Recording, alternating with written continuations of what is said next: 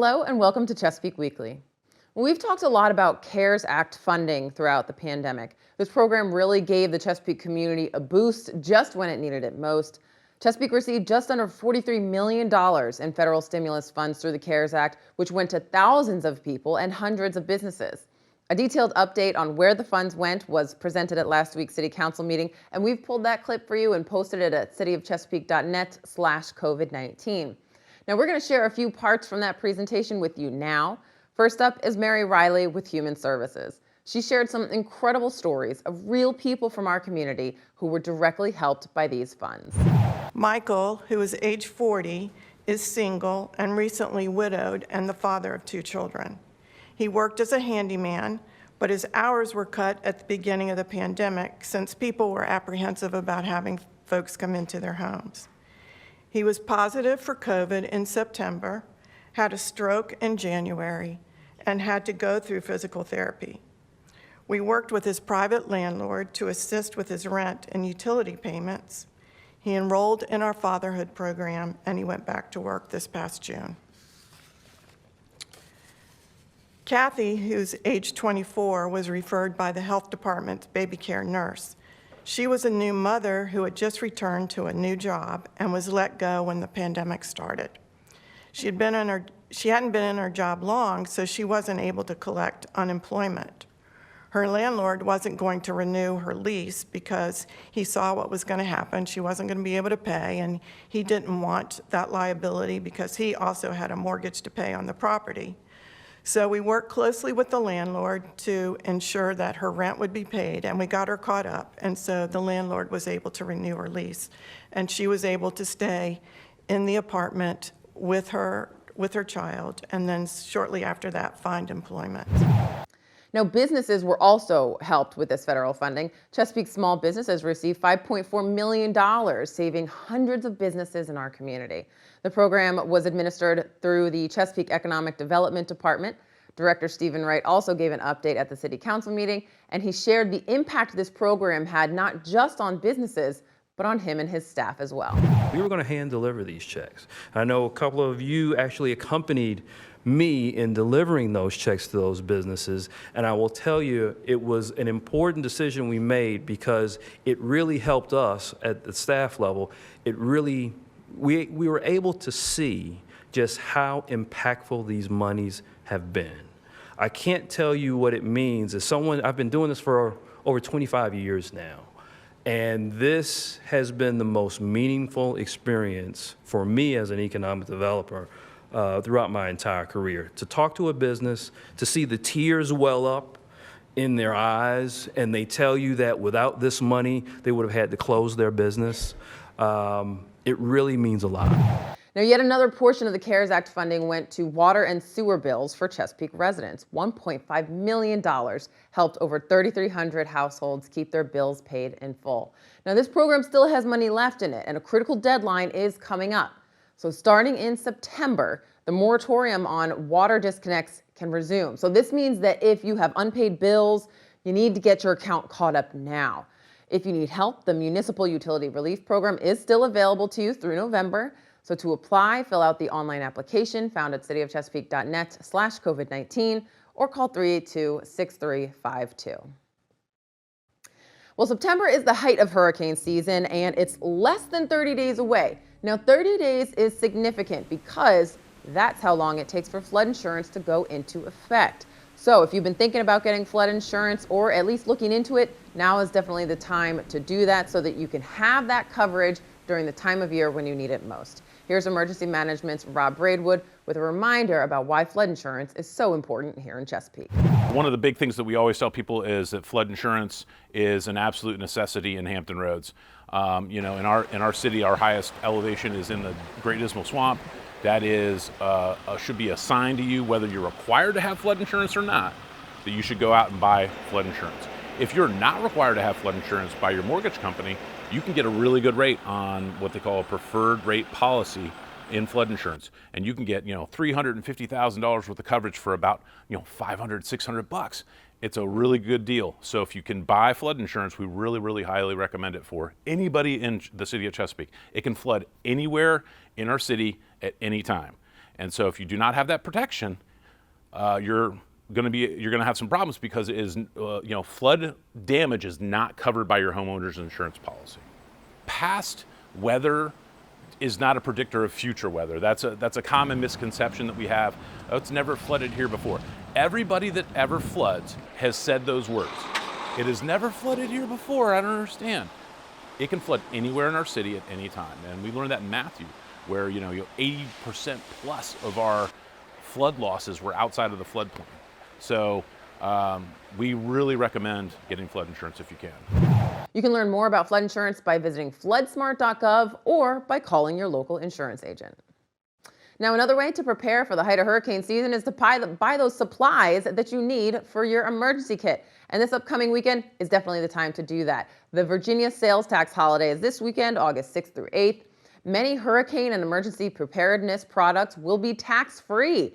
Now, there's a long list of eligible items, and it's not just for emergency prep. There are school supplies, clothing and footwear, as well as some Energy Star and WaterSense products, all available tax-free. Find the full list of qualified items at tax.virginia.gov. Now, if you're looking to get your finances on track, now's the time to sign up for the next session of Bank On Chesapeake. Bank On is a 5-month financial literacy program, now completely virtual, that will help you break free from living paycheck to paycheck. Bank On has been going on for several years now, and there are dozens of graduates whose personal success speaks to the benefit of the program. You can learn more and sign up for the next round by visiting bankonhr.org. The Hampton Roads Workforce Council is once again hosting the Next Gen Opportunity Fair. Teens and young adults from 16 to age 24 are welcome to attend this event to learn about employment, volunteer, and post-secondary education opportunities. There will be more than 50 organizations there, including representatives from the city of Chesapeake and many private businesses. The event is on Thursday, August 12th from 5:30 to 7:30 at the Conference Center. For more information, visit theworkforcecouncil.org. The second annual art show, Great Bridge Past and Present, is on display August 4th through 14th at the Great Bridge Battlefield and Waterways History Museum. The show is organized by the Southside Artists Association and will feature paintings of Great Bridge and Chesapeake from throughout history. You can learn more about that fun event at gbbattlefield.org. And while you're enjoying the museum, don't forget about Revolutionary Food Trucks. That event is back. The food trucks will be out the first Wednesday of August, September, and October from 4 to 7 each time. Here's Museum Executive Director Elizabeth Goodwin with more. You can come in and cool off inside the museum.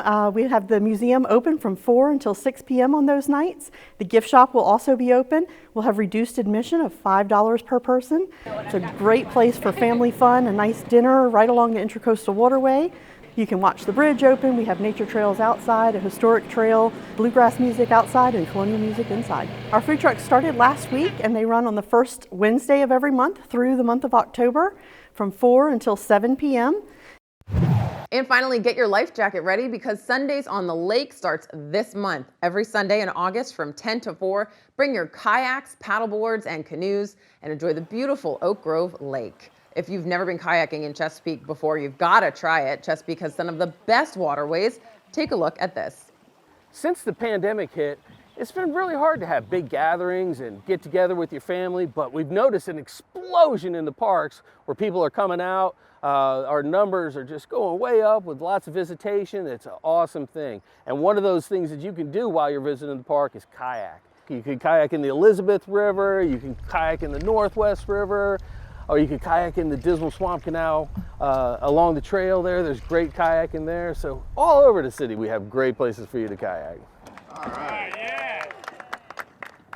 So a lot of people are really looking forward to Paddle for the Border, but this year, because of COVID, we can't have that. So we came up with a better idea. We want to get you out on the water, but individually, so you can have some fun and still experience that. So this is the Visit Chesapeake app. This thing is awesome. It tells you where to shop, where to dine, and things to do and how to have fun in Chesapeake. We're going to go under here under passports, right there, and Paddle the Peak. That's our big new one that's coming up right now. Paddle the Peak is going to tell you some safety tips, where to paddle. Now let's go in and look.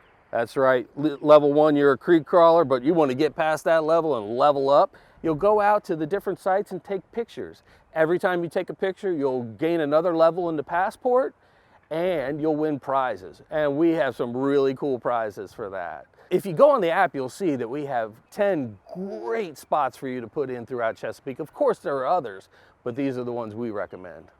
It's just a fantastic way to get out, visit Chesapeake, have some fun, enjoy the app. Thank you very much. There's really so much going on these days with parks, recreation, and tourism. So as we close up the show, we'll leave you with what's coming up this week.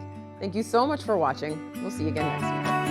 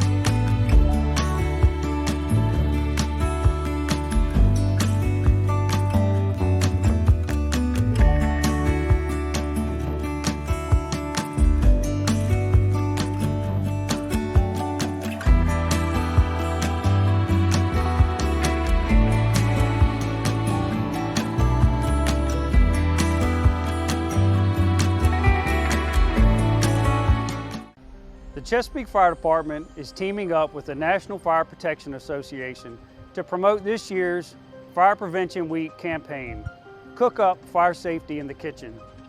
This year's campaign aims to educate everyone on simple but important steps that they can take to protect themselves and those around them.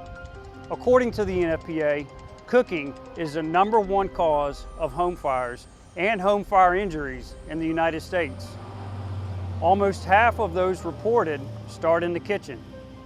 2/3 of cooking fires begin with the ignition of food or other cooking materials. Cooking fires can quickly grow, and I've seen many homes damaged and people injured from fires that were easily preventable.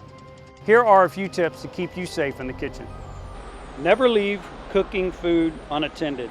Stay in the kitchen when frying, grilling, or broiling. If you have to leave, even for a short time, turn off the stove. If you're simmering, baking, roasting, or boiling food, check it regularly. Remain in the home while food is cooking, and use a timer to remind you that you're cooking. You have to be alert when cooking. You won't be alert if you're sleepy, have taken medicine or drugs, or consumed alcohol that makes you drowsy. Always keep an oven mitt and pan lid nearby. If a small grease fire starts, slide the lid over the pan to smother the flame. Turn off the burner and leave the pan covered until it's completely cool. Last of all, have a kid-free zone of at least 3 feet around the stove and areas where hot food or drinks are prepared or carried. It is our hope that you will embrace this tasty advice and serve up fire safety in the kitchen.